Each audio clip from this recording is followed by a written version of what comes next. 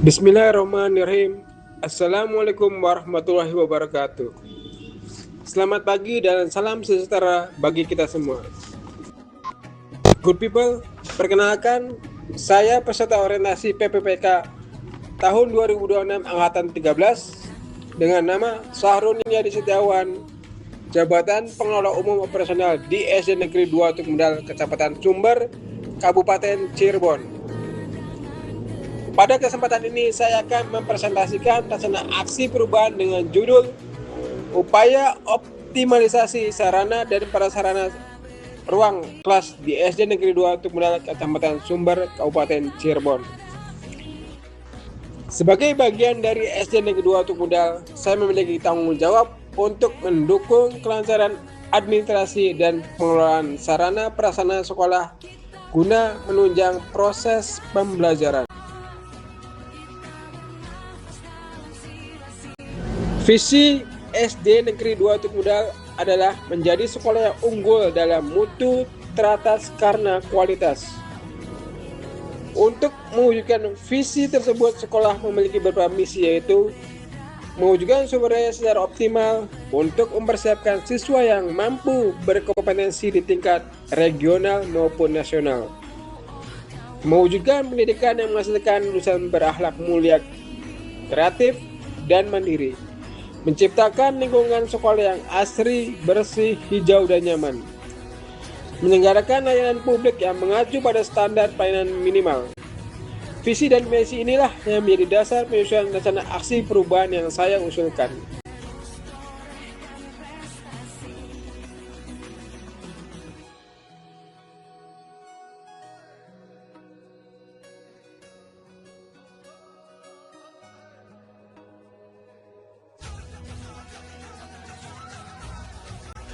Rencana aksi ini dilatar belakangi oleh kondisi bahwa jumlah rombel di SD Negeri 2 Tukmedal lebih banyak dibandingkan jumlah ruang kelas yang tersedia. Rombel 14, sedangkan ruang kelas hanya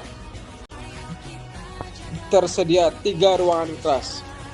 Akibatnya, terdapat ruangan yang seharusnya digunakan sebagai ruang praktik atau fasilitas pendukung lainnya harus dialihkan menjadi ruang kelas. Kondisi tersebut tentunya belum sesuai dengan standar pelayanan minimal dan dapat mempengaruhi kualitas proses pembelajaran di sekolah. Oleh karena itu, diperlukan langkah konkret untuk memenuhi kebutuhan ruang kelas yang memadai. Maka dari itu, isu yang saya angkat adalah kurangnya ruangan kelas untuk proses pembelajaran.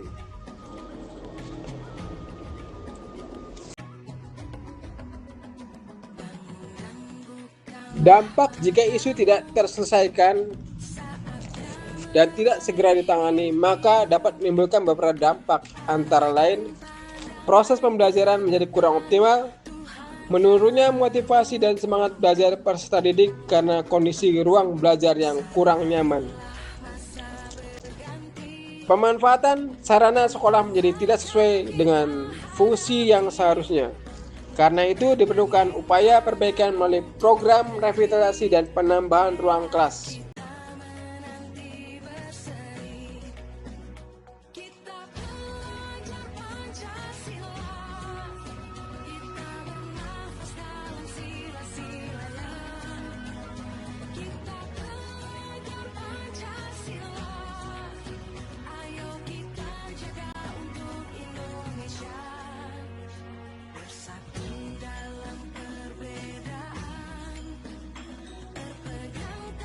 Tujuan dari rencana aksi ini adalah menyediakan ruang belajar yang memadai bagi seluruh peserta didik, mengurangi kepadatan jumlah siswa dalam satu kelas sehingga pembelajaran menjadi lebih efektif, meningkatkan kualitas pelaksanaan kegiatan belajar mengajar di SD Negeri 2 Tukmedal. Dengan tercapainya tujuan tersebut, diharapkan tercipta lingkungan belajar yang lebih nyaman, aman, dan kondusif.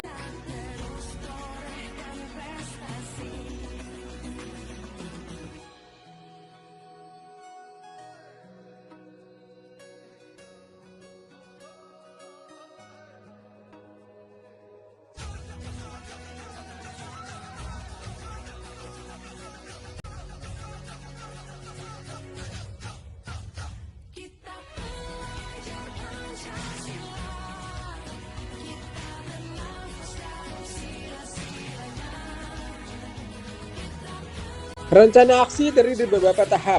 Pada tahap awal, melakukan koordinasi dengan kepala sekolah untuk merumuskan rencana aksi perubahan. Tujuannya adalah memperoleh arahan, dukungan, dan kesepakatan agar program yang dilaksanakan sesuai dengan kebutuhan sekolah. Indikator keberhasilannya adalah terlaksananya koordinasi, tersusunnya rencana aksi, adanya dokumentasi hasil koordinasi. Tahap kedua, melakukan koordinasi dengan teman sejawat untuk bersama-sama mendata kebutuhan ruang kelas baru dan membuat analisis kebutuhan sarana dan prasarana. Tujuan kinerjanya memperoleh data yang akurat mengenai kebutuhan ruang kelas baru serta tersusunnya analisis kebutuhan sarana dan prasarana sebagai dasar penyusunan program dan pengambilan keputusan. Indikatornya terlaksananya koordinasi dengan teman sejawat, tersedianya data kebutuhan ruang kelas baru yang lengkap dan valid, tersusunnya dokumen analisis kebutuhan sarana dan prasarana, adanya dokumentasi hasil koordinasi dan pendataan.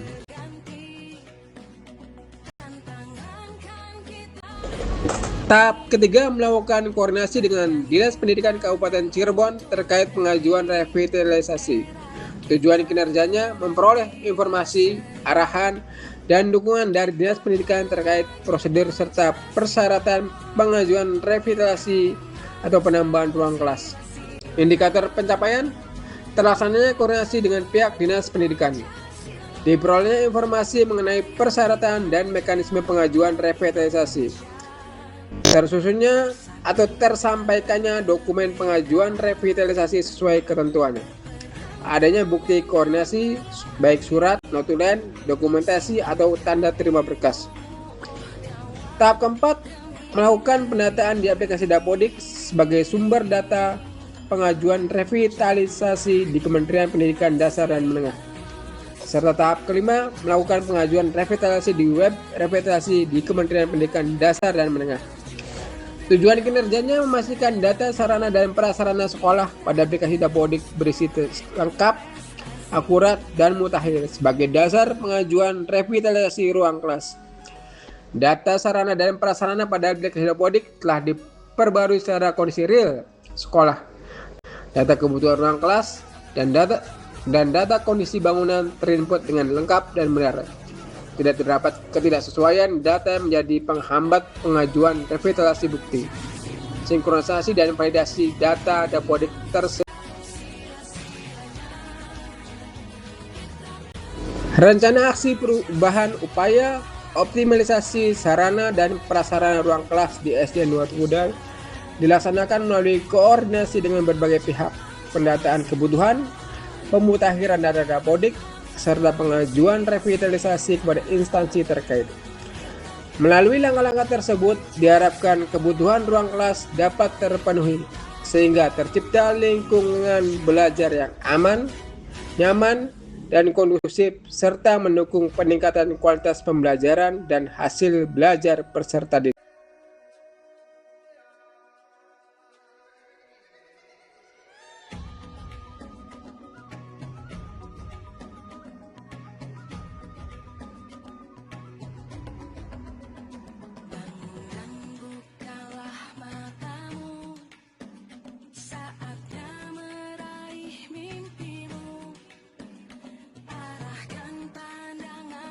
Kesimpulannya, setelah dilaksanakan orientasi pengenalan nilai dan etika pada instansi pemerintah bagi pegawai pemerintah dengan perjanjian kerja PPPK tahun 2026 yang dimaksud untuk membekali peserta dengan pengetahuan, sikap dan perilaku tentang nilai dan etika pada instansi pemerintah dalam mendukung pelaksanaan tugas jabatannya, pencapaian visi misi organisasi, sehingga dengan adanya pelatihan ini diharapkan menjadi ASN PPPK yang berakhlak, berorientasi, pelayanan, akuntabel, kompeten, harmonis, loyal, adaptif, dan kolaboratif.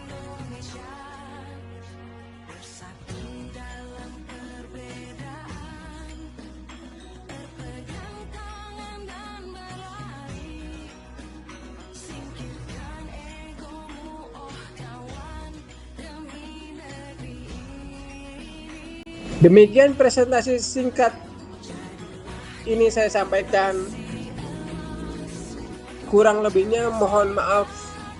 Terima kasih atas perhatian dan dukungannya. Semoga kita selalu dalam lindungan Tuhan Yang Maha Kuasa. Amin, amin, amin ya robbal alamin. Akhir kata, wassalamualaikum warahmatullahi wabarakatuh. Semoga kita bertemu di sesi berikutnya.